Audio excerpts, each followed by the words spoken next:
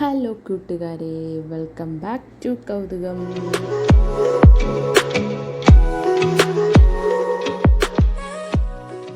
കൗതുകം ഇന്ന് ഒരു കുക്കിംഗ് വീഡിയോയുമായിട്ടാണ് വന്നിരിക്കുന്നത്. നോൺ വെജ് അച്ചാർ എന്ന് കേൾക്കുമ്പോഴേ നമ്മുടെ മനസ്സിൽ ആദ്യം തെളിയുന്നത് മീനച്ചാറായിരിക്കും അല്ലേ? എന്നാലിതാ ഊണിന് തൊട്ടുകൂട്ടാനൊരു അടിപൊളി ബീഫ് അച്ചാർ. നമ്മൾ 1/2 കിലോ എല്ലില്ലാത്ത ബീഫിൻ്റെ അച്ചാറാണ് ഇടുന്നത്. നമുക്ക് ഇൻഗ്രീഡിയൻസ് ആദ്യം നോക്കാം. ബീഫ് 1/2 കിലോയാണ് എടുത്തു വച്ചിരിക്കുന്നത്. കടുക് 2 ടീസ്പൂൺ, പെരുംജീരകം 1 ടീസ്പൂൺ, വെളുത്തുള്ളി 1 വലുത്, ഇഞ്ചി 1 എണ്ണം മീഡിയം സൈസ് ഉള്ളത്, പച്ചമുളക് 5-6 എണ്ണം, ആവശ്യത്തിന് കറിവേപ്പില, മുളക് പൊടി 2 ടേബിൾ സ്പൂൺ, മഞ്ഞൾപ്പൊടി 1 നുള്ള്, മസാലപ്പൊടി 1/2 ടേബിൾ സ്പൂൺ, ഉപ്പ് ആവശ്യത്തിന്, വിനാഗിരി ആവശ്യത്തിന്. നോക്കാം നമുക്ക് അച്ചാറിടാൻ. ആദ്യം കഴുകി വൃത്തിയാക്കിയ ബീഫ് ഉപ്പും മഞ്ഞൾപ്പൊടിയും ചേർത്ത് വേവിച്ചെടുക്കാം.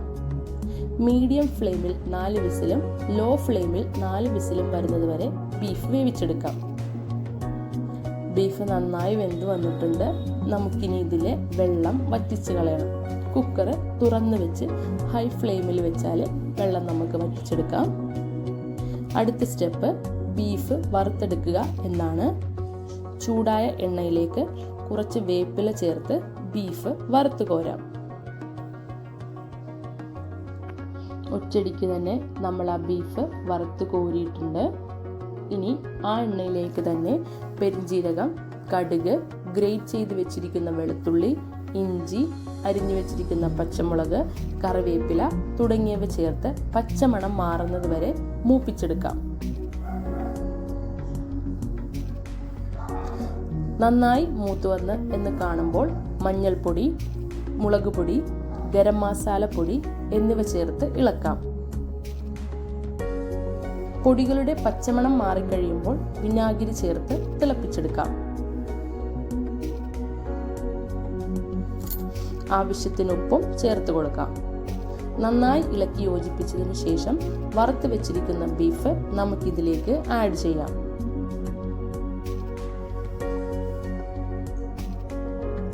ലോ ഫ്ലെയിമിൽ 3-4 മിനിറ്റ് അനക്കാതെ വെച്ച് കഴിയുമ്പോൾ അച്ചാർ നന്നായി കുറുകി വരുന്നത് നമുക്ക് കാണാം.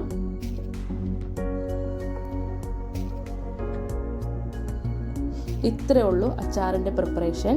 ഇനി ഇതൊരു 3-4 മണിക്കൂർ അനക്കാതെ വെക്കുമ്പോൾ അച്ചാർ നല്ല ഡ്രൈ ആയിട്ട് വരുന്നത് കാണാം. കണ്ടോ, ഇതിപ്പോൾ ഒരു ഏകദേശം 4-5 മണിക്കൂർ ഫ്ലെയിം ഓഫ് ചെയ്ത് കഴിഞ്ഞിട്ടുള്ള കണ്ടീഷനാണ്. അച്ചാർ നല്ല സെറ്റായിട്ടുണ്ട്.